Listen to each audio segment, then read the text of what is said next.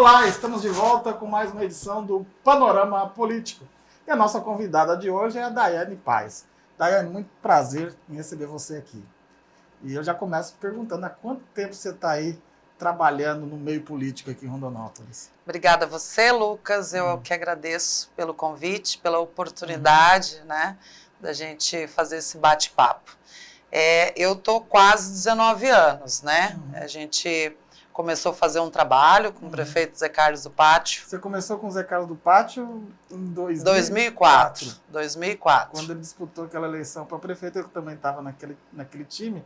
Isso. Contra o Adilton e contra o Wellington Fagundes. O Wellington Fagundes, exatamente. E o Carlos Iambert, tinha esquecido. Tinha mais ele também. Eu era uma pentelha, né? E a gente começou cedo, né? Em 2004, posteriormente em 2008, e isso tem se estendido até hoje, né? 2023, estamos juntos aí no mesmo projeto. Aí, de repente, você já teve cargos, né? Dentro da estrutura administrativa da prefeitura, foi chefe do setor de licitação, que não é fácil, né? Não fácil, nem um pouco. Mas, de repente, você sai do setor de licitação e vai para um lugar ainda muito mais complexo. Verdade. No meu ponto de vista. Verdade. Que é a diretoria financeiro-administrativa da CODER. Como que foi essa transição da licitação para a CODER? Eu cheguei até a me assustar na época quando eu fui indicada a ser chefe de licitação, porque é um cargo extremamente técnico, né? Exatamente. E é uma função de extrema responsabilidade.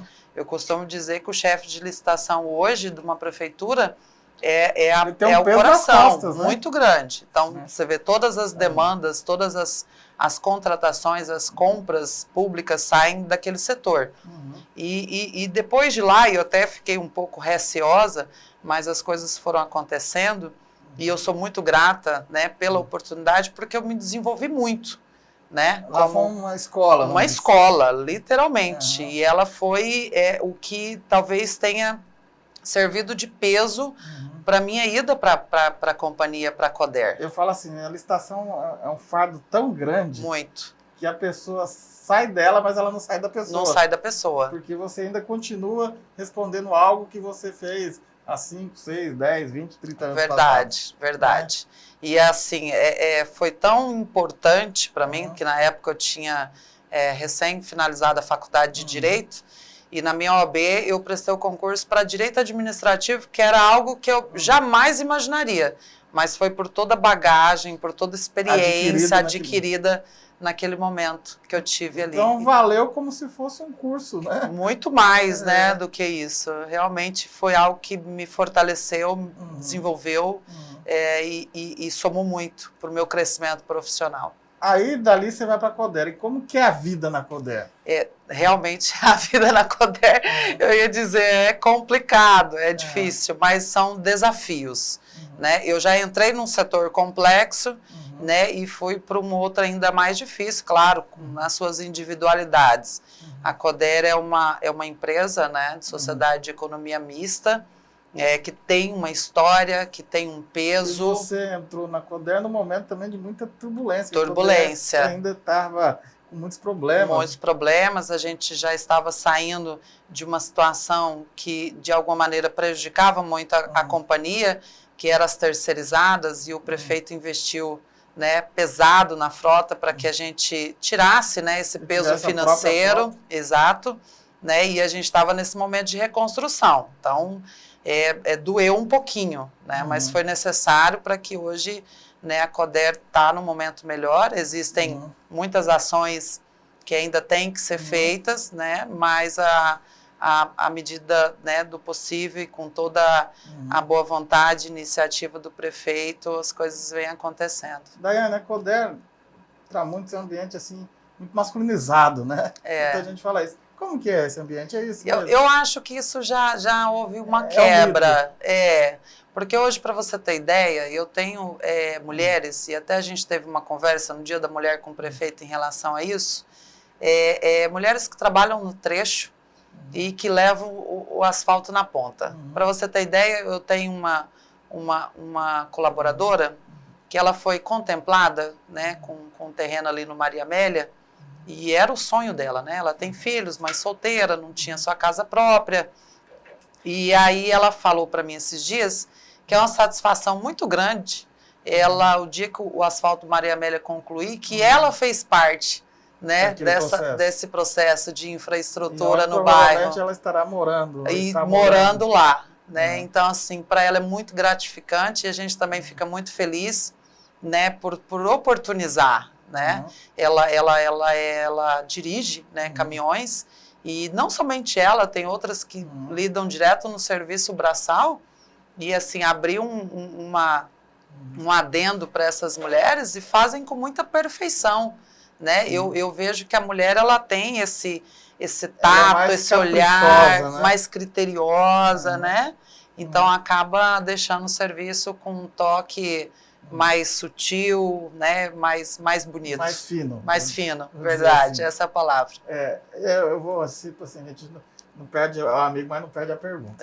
Você está na política há muito tempo. Você tem pretensão política de disputar cargos públicos? Esses dias até me fizeram essa pergunta, porque eu acho que as pessoas veem, né, muito meu jeito, e foi algo que eu conquistei quando eu cheguei na Coder, porque eu gosto de lidar com pessoas, né, eu gosto de ouvir, né, eu tenho esse lado humano que foi algo que eu adquiri da minha família, né, que foi o aprendizado que eu tive, a cultura que eu tive dentro de casa, então veio de berço. E às vezes as pessoas acreditam que esse é um jeito porque há uma pretensão política.